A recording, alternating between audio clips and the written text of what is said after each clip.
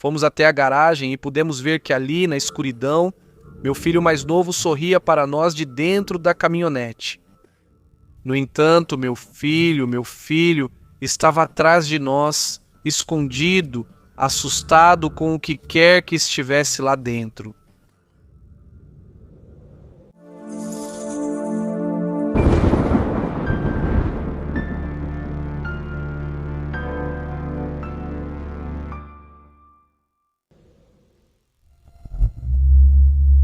Este outubro de relatos, minha querida comunidade, tem sido intenso e só tem aumentado em terror e adrenalina. E assim continuará. Nos espera o que está por vir para fechar o mês. Hoje apresento a vocês um dos meus temas favoritos, porque sinto que já vivi coisas assim. Paranormais que vão além do que é compreensível, mais complicadas do que um fantasma. Um sentimento de desconcerto diante de uma falha na realidade, diante de fantasmas que vão além do que os filmes de terror nos ensinaram. E isso eu acho que pode ser ainda mais assustador, mas vou deixar que vocês julguem, porque vocês, como sempre, têm a última palavra. Convido vocês a ficarem até o final, porque hoje também vamos dizer como continuar participando, por mais livros, porque vamos aproveitar para presentear o máximo que pudermos, para dar a vocês um pedacinho físico do que somos. Amo muito, muito vocês. E vamos lá, porque você já está ouvindo Relatos da Noite.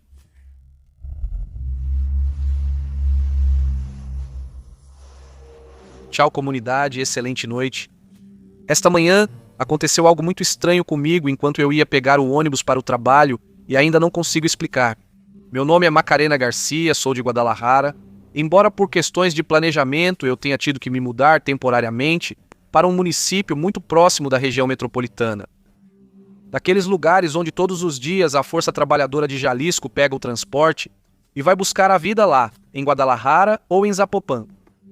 Ontem coloquei meu alarme para as 5 da manhã, precisava estar no ponto de ônibus às 6h30, mas o alarme nunca tocou. Abri os olhos às 5h55. 5h55. 0,55, caramba, quase 6 da manhã.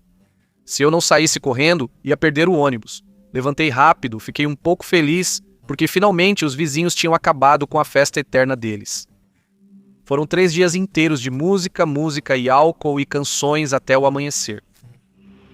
Alimentei meus gatinhos, peguei minhas coisas e saí como sempre. A casa fica longe do ponto de ônibus, então sempre confiro bem para não esquecer nada. Mas assim que cruzei a porta, uma brisa muito estranha bateu no meu rosto. Um ar frio, forte, como se alguém tivesse soprado diretamente em mim, me senti muito estranho. Pensei que era porque não tinha tomado café da manhã e continuei andando quando, de repente, como se tivesse saído de um videogame, apareceu um garoto na minha frente.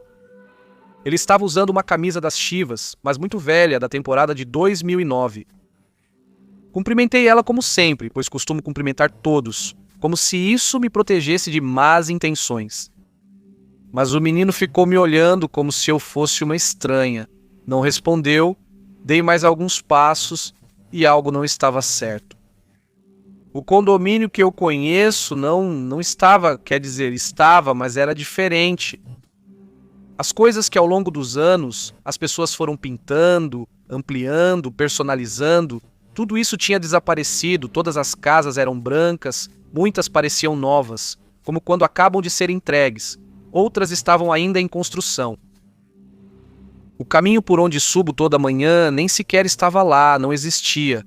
No lugar dele havia um matagal enorme, como se ninguém tivesse passado por ali. Nunca parei, meu coração começou a acelerar. A primeira coisa que fiz foi procurar meu celular no bolso da calça, mas também não estava lá meu cartão de transporte. Só tinha algumas moedas e minhas chaves. Senti uma sensação horrível, quis voltar para casa, mas meu corpo inteiro começou a doer, como se caminhar tivesse se tornado complicado.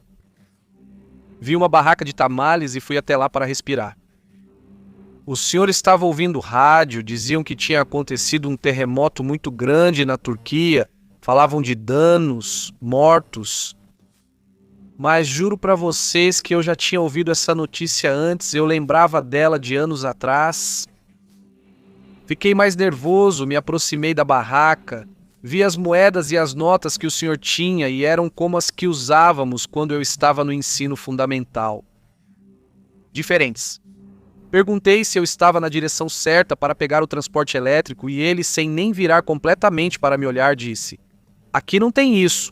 Você está procurando a 380. As poucas pessoas que passavam por ali me olhavam feio, como se eu não pertencesse àquele lugar, como se eu estivesse entrando onde não devia. Ali, e só ali foi quando eu entendi. Tudo estava certo, tudo estava correto, quem não devia estar ali era eu. Me virei e decidi voltar para casa. Depois eu veria como avisar que estava doente.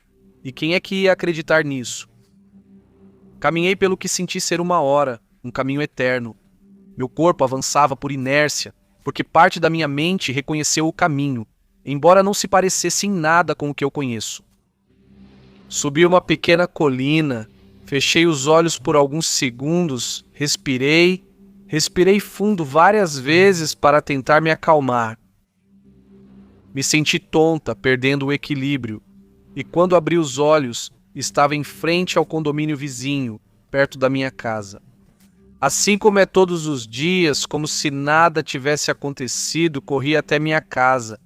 A rua estava muito vazia, mas eu só queria voltar, chegar em casa para ver meus gatos, ver minha vida normal.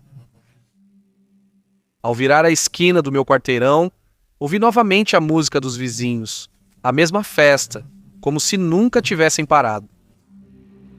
Entrei lá, meus gatinhos estavam dormindo no sofá, também lá estava meu celular, meu cartão de transporte, meu cartão de débito, essas coisas sem as quais eu nunca saio.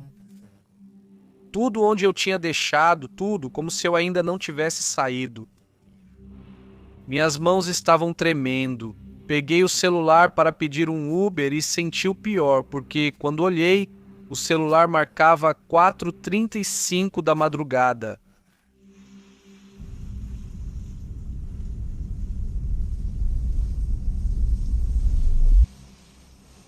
Olá, boa noite, comunidade Relatos da Noite.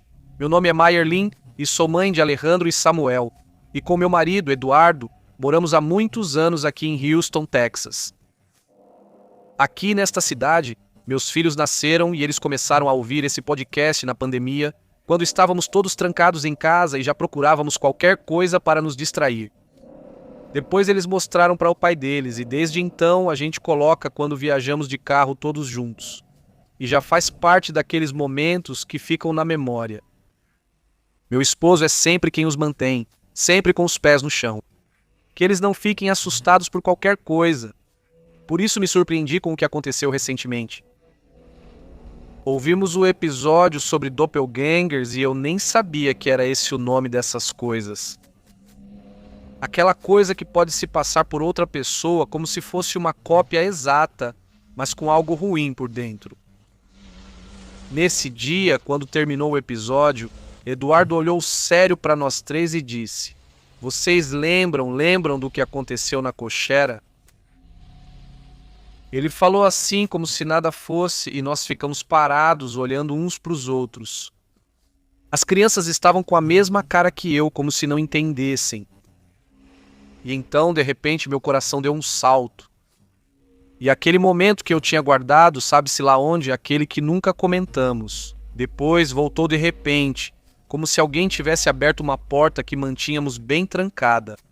Se isso aconteceu em 2015, Alejandro tinha 7 anos, era bem alegre, bem conversador. Samuel tinha 10 e estava naquela fase em que tudo o irritava rápido, como se tivesse entrado na adolescência cedo. Sempre foi adiantado. Era um domingo, fomos ao supermercado fazer compras da semana. Chegamos tarde e, como sempre, descarregávamos as sacolas e organizávamos tudo. Eduardo deixou o carro na garagem que ficava ao lado da cozinha, fechou a porta automática porque estava muito calor. Enquanto guardava a carne no congelador, ouvi as crianças brigando como sempre, reclamando que um ajuda menos ou carregou menos sacolas. E de repente, Alexandre disse que esqueceu o iPad dele no carro. Eu disse para ele ir pegar Ele saiu sem dizer mais nada, como sempre fazia, mas não se passaram nem 10 segundos. Quando ele voltou correndo, estava com os olhos bem arregalados, sem fôlego, e parou de repente na entrada da cozinha. Samuel se aproximou dele e disse: "E o iPad, bobo, para que você foi lá então?" Alejandro começou a tremer e murmurou algo que nenhum de nós entendeu. Samuel ficou irritado e disse: "O quê? O que você está dizendo?" E se aproximou mais para ouvi-lo. Alexandre, bem devagar, sem parar de olhar para a garagem, respondeu que eu estou ali, sentado no carro. Meu coração parou. Achei que ele estava brincando, mas o rosto dele não era o mesmo de quando fazia piadas. Eduardo percebeu isso tão claramente que parou o que fazia. Samuel, sempre corajoso ao defender o irmão, foi até a garagem. Estava tudo escuro lá dentro. A luz da cozinha mal iluminava um pedacinho do chão. O carro estava bem trancado, mas Samuel avançou um pouco mais. Eu já ia dizer para ele voltar quando o ouvi gritar um grito forte de medo de verdade, como nunca tinha ouvido dele. "Mamãe, papai, tem alguém aí? Tem alguém no carro?" Alejandro começou a chorar e correu para se esconder atrás do pai dele. Eu fui rápido até a porta e consegui ver o que Samuel tinha visto. No banco de trás do carro. Era Alexandro, ou algo que parecia o Alexandro, porque era idêntico, né? A mesma roupa, né? O mesmo rostinho redondo. Mas estava erguido demais, muito reto, como se fosse mais alto e magro. Desproporcional. E estava surpreso, sorrindo. Um sorriso que não era de criança, um sorriso meio forçado, mostrando dentes exageradamente brancos, branquérrimos, que pareciam postiços. E o pior foi que ele estava olhando diretamente para nós quatro na porta, como se estivesse esperando que a gente se aproximasse mais. Eduardo reagiu antes de todos, não nos empurrou, se virou e pegou a arma que sempre guardava na prateleira ao lado da porta. Ele entrou na garagem acendendo a luz. Ao mesmo tempo, a luz demorou uma fração de segundo para acender. Uma fração suficiente para sentir que aquele ser ainda estava ali. Mas quando a luz acendeu, já não havia nada. O carro estava vazio e a porta de trás aberta, meu Alexandre ainda estava ali, abraçado à minha perna, chorando. Eu fiquei imóvel. Achei que fosse desmaiar. Eduardo verificou tudo, olhou debaixo do carro, abriu o porta-malas, olhou por todos os lados e nada. Nós estávamos na única entrada, tem essa garagem que dá direto para a cozinha. A porta do carro estava completamente aberta e nenhum de nós ouviu alguém abri-la. Não havia janelas na garagem, não havia maneira humana de alguém ter escapado. Eduardo ficou um momento em silêncio, depois abaixou a arma e a colocou no chão. Eu abracei as crianças e quando senti, comecei a tremer também. Samuel repetia: "Nós vimos, não foi?" "Todos nós vimos?" Sim, nós vimos", eu disse. Naquela mesma noite, Eduardo ligou para uns tios dele. Eles são muito cristãos, daqueles que rezam por tudo, né, o tempo todo. Eles foram no dia seguinte com uma Bíblia enorme, bem antiga. Oraram ali mesmo, na garagem, muito sérios, muito preocupados. Samuel e Alejandro ouviam da sala. Eu não sabia se chorava ou fingia força pelas crianças. Nunca mais vimos nada, nunca mais ouvimos nada estranho, ninguém ficou doente, ninguém mudou, nada mais aconteceu, a vida seguiu normal. Mas nunca, jamais voltamos a falar sobre o assunto. Foi como se todos nós, sem combinar, tivéssemos decidido que era melhor esquecer. Até algumas semanas atrás, quando meu marido falou sobre isso ouvindo seu programa, foi como se a memória tivesse tirado uma venda dos olhos. Nós quatro lembramos ao mesmo tempo e ao mesmo tempo não. Desde então, Cochera voltou a se sentir igual àquela noite estranha. como se algo ainda estivesse lá dentro, em algum lugar. Eu sei que a mente pode bloquear lembranças traumáticas, eu entendo, mas tem algo que não nos deixa em paz, algo que aparece toda vez que eu penso nisso. Se aquele ser parecia exatamente com meu filho, se sorria com aquela segurança, se nos olhava como se já nos conhecesse, era a primeira vez que o víamos ou a primeira vez que lembrávamos dele? Será que esquecemos ou ele nos fez esquecer de algo? Teremos esquecido de mais alguma coisa? Obrigado, comunidade. Um abraço da família Garcia, de todos nós aqui.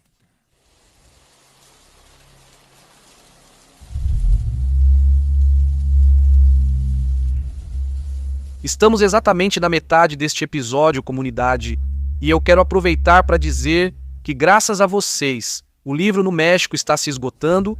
Obrigado por terem acabado com aquelas 50 mil cópias, e se vocês ainda não têm e encontrarem por aí, comprem.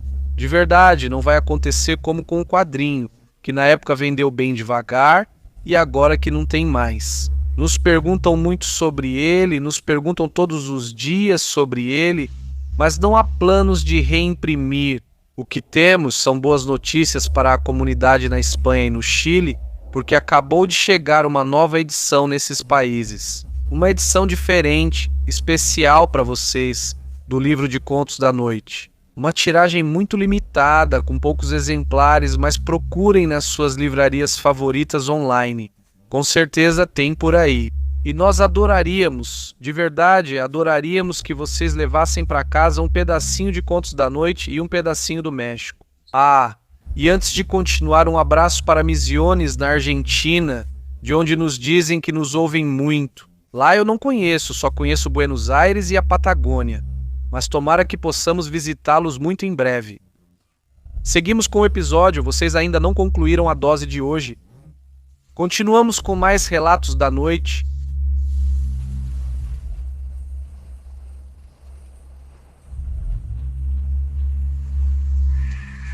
E aí, Uriel? E aí, comunidade?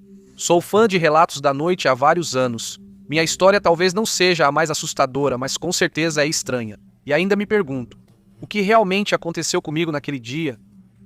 Meu nome é Julián Chaves. Eu tinha uns 14 anos e morava em um vilarejo de Xilitla, São Luís Potosí, de onde sou. Lá é cheio de morros enormes e árvores bem verdes por causa do clima úmido. Chove quase o ano todo, por isso a vegetação sempre parece querer engolir os caminhos. Uma tarde, minha namorada, duas primas e eu fomos ao Morro Quebrado, como chamamos, tirar fotos. A gente gostava de ir ver o pôr do sol. Ficamos na parte alta do morro até umas 6 da tarde, quando já estava começando a escurecer. Minha namorada morava em outro vilarejo e minhas primas a acompanhavam. Eu ia embora sozinho porque precisava fazer um favor para minha mãe e, na verdade, não me preocupava. Eu conhecia muito bem aqueles caminhos. Lá as trilhas são estreitas e quase não passa gente. E em 1997, então, menos ainda. Eu não levava lanterna nem celular. Eram poucos os que tinham telefone naquela época, ninguém que eu conhecesse. E além disso, não eram como os de agora que já vêm com lanterna. Eu ia andando rápido porque lá quase não se via nada e de repente o caminho se dividiu em dois. Isso eu nunca tinha visto, nunca tinha estado ali antes, uma bifurcação. Estava muito estranho. Eu parei, hesitei, mas no final escolhi um e continuei. Não sei quanto tempo andei, comecei a perceber que aquele caminho me levava para outro morro, um bem grande. Já estava completamente escuro e eu não quis voltar.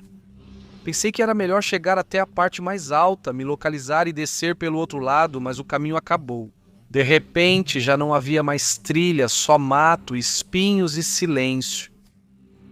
Mesmo assim, continuei, já tinha avançado demais, pensei, já estou no alto, com certeza é aqui onde estou, mas não. Não via nada que reconhecesse. De repente, cheguei a um pasto cheio de vacas e tentei lembrar se alguma vez já tinha passado por ali. Mas não, esse lugar não existia para mim, foi aí que o medo tomou conta de mim. Eu me sentia muito, muito longe de casa. Não sei, era um sentimento estranho. Já não sabia se caminhar me aproximava ou me fazia me perder ainda mais. Então tomei uma decisão: dormir ali, esperar a luz ou o sol chegar, e aí veria como voltar. Minha mãe ficaria preocupada, sim, mas eu preferia isso. Andar caminhando às cegas para me perder sabe-se lá onde. Me deitei na grama e adormeci. Não sabia não por quanto tempo a luz da lua era a única coisa que iluminava o terreno para mim. Algumas vozes me acordaram. Me escondi atrás de umas pedras quando vi que estavam se aproximando. Passaram a uns 10 metros de mim e eram 3. Pareciam pessoas normais, mas suas roupas pareciam muito antigas. Aquelas roupas de antigamente, de muito tempo atrás. Quando eles se afastaram, resolvi seguir o caminho por onde eles tinham passado. Essa trilha estava bem marcada, mas caminhei na direção contrária a eles, porque sentia que minha casa devia estar para aquele lado. Aos poucos comecei a reconhecer o lugar, mas também parecia diferente, como se eu estivesse vendo outra época da mesma fazenda. Naquele lugar já havia luz elétrica há anos, mas naquela noite não havia uma única lâmpada acesa. As poucas casas que havia ainda estavam iluminadas com velas ou com lampiões a querosene. Comecei a sentir muito medo. Cheguei ao caminho principal, era uma estrada, mas agora só parecia um caminho largo de pedra. Continuei andando e encontrei algumas pessoas, mas não conhecia ninguém. As roupas deles, os chapéus, pareciam saídos da época da Revolução. E então aconteceu algo que nunca vou esquecer. Eu falei, disse boa noite para eles, mas ninguém me respondeu, ninguém olhou para mim. Era como se eu não estivesse ali. Eles continuavam conversando entre si e eu estava a 1 metro de distância e não me viam. Juro para vocês, Uriel, juro para vocês, comunidade. Eu não sentia que fosse um sonho. Não sei quanto tempo andei assim, com o coração querendo sair do peito, até que de repente tudo começou a se iluminar. As casas se abriram, pareciam modernas, havia postes com luz elétrica, o caminho voltou a ser estrada, como sempre. Fiquei preocupado ao ver pessoas conhecidas, pois achei que já era tarde. Passei na loja e, por sorte, estava aberta para comprar o que minha mãe pediu. Perguntei as horas. Eram 8 da noite, a senhora me disse. 8 horas. Eu tinha me separado da minha namorada. Às 6 dormi no morro. Caminhei por horas. Era impossível que fossem apenas 8 horas. Cheguei em casa. Não contei nada para minha mãe, só tomei banho e dormi. Mas depois começaram os problemas. Parei de comer, não queria nem levantar, fiquei muito fraco. Minha mãe me levou até minha vovó, que sabe curar de susto. Ela fez uma limpeza em mim, rezou por mim, me salvou. Porque depois eu disse para minha mãe que se ela não tivesse me curado, se não tivesse curado a tempo, eu teria morrido. Que o susto que eu tinha era muito forte, que era para eu perguntar o que tinha acontecido. Mas eu nunca contei nada, achei que ninguém ia acreditar em mim. Até hoje. Com vocês eu me atrevo a contar, esperando que alguém, pelo menos uma pessoa em toda a comunidade, acredite em mim. Agora, já com o passar dos anos, penso que talvez eu tenha caminhado para o passado, como se tivesse entrado por acidente no tempo. No mesmo lugar, mas em outra época, sem querer, entrei onde não deveria estar. Hoje moro em Monterrey e agora estou trabalhando em Little Rock, Arkansas. Lá em Xilitla só vou de visita, mas nunca mais voltei a caminhar por aqueles morros.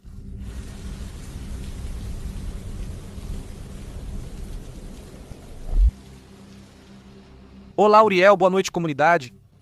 Eu gosto muito de vocês, mesmo sem conhecê-los. Eu sou de um vilarejo em Oaxaca, embora eu já não more lá, e quero contar algo que aconteceu quando eu era criança. Uma história ainda contada no vilarejo, apesar de quase ninguém se lembrar bem dela. Eu tinha uns 9 anos quando tudo aconteceu. Lembro que minha mãe sempre conversava com a esposa do seu Matias, um senhor lá do vilarejo, muito trabalhador, muito sério, muito trabalhador. 2 filhos, um menino e uma menina. Adolescentes na época, mais velhos do que eu. Um dia, seu Matias foi para o mato buscar lenha lá no vilarejo, algo totalmente normal. Mas naquela noite ele não voltou. No começo nem houve alarde, porque às vezes as pessoas ficam no morro se anoitece. Mas os dias passaram e nada procuraram por ele. Homens com facões, rifles e lanternas entraram no mato. Não encontraram nem suas roupas, nem sua mochila, nada. Assim a esposa teve que seguir a vida. Os filhos cresceram, foram trabalhar na cidade e a mulher ficou sozinha. Triste. 7 anos se passaram assim, 7 anos que me lembro bem, até que um dia ele voltou. Era como a hora do almoço de um dia que parecia entediante, normal. Quando ouvimos que alguém vinha pelo caminho de terra, que os cachorros começaram a latir, minha mãe saiu primeiro para ver, depois eu. Era o Sr. Matias, com a mesma roupa, o mesmo rosto, como se tivesse saído na tarde anterior, sem uma ruga a mais, sem nenhuma mudança. Foi tanta a surpresa que várias vizinhas saíram com minha mãe, conversaram, tocaram nele. Ele estava ali, inteiro, confuso, mas vivo. Minha mãe perguntou: "Onde o senhor estava, Sr. Matias?" E ele só franziu a testa, olhando tudo como se fosse a primeira vez. As senhoras levavam água, comida, queriam que ele se sentasse, ele olhava para elas, mas não as reconhecia. Ele parecia preocupado, como uma criança perdida, e então perguntou: "Onde?" "Por que você mudou tanto, comadre?" "E você?" perguntou um senhor a um amigo seu. "Por que você está careca?" Minha mãe ficou paralisada porque parecia que ele tinha saído de 7 anos atrás, parecia que ele tinha se perdido. Ontem, de repente, a porta da casa dele se abriu e a esposa dele saiu. Ao vê-lo, quase desmaiou. As senhoras a seguraram, ela quis abraçá-lo, mas ele a deteve com as mãos, como se estivesse assustado. Depois a abraçou e beijou. Ela correu até o telefone da loja, o único da cidade, para ligar para os filhos e pedir que voltassem. Que o pai deles estava lá, que estava vivo, que tinha voltado. Eu me aproximei um pouco mais para ver de perto e nunca vou esquecer como era o rosto do Senhor. Era como se ele estivesse ouvindo algo que os outros não ouviam. Olhava para o mato como se alguém estivesse falando de lá. Minha mãe disse para ele ficar quieto, que não fosse a lugar nenhum, mas ele, sem dizer mais nada, saiu correndo em direção ao morro. Ninguém conseguiu detê-lo nem alcançá-lo. Ele nem sequer olhou para trás. Se perdeu entre as árvores do mato e nunca mais voltou. A esposa ficou novamente esperando por muito tempo que um dia ele voltasse, mas partiu deste mundo sem saber de nada. Sozinha. Os filhos não voltaram mais para o vilarejo, fizeram sua vida na cidade. A casinha ficou sozinha. Ninguém foi morar lá. Eu, para falar a verdade, desde aquele dia nunca mais cheguei perto do mato sozinha. Porque ninguém sabia onde esteve o Sr. Matias durante esses 7 anos, nem quanto tempo ele ficou lá. Pronto. Na verdade, só sabemos que quando vimos ele, ele não envelheceu, que quando o tempo voltou, quis levar ele de novo. Tenham uma boa noite e abracem suas pessoas como se elas fossem subir a montanha e nunca mais voltassem.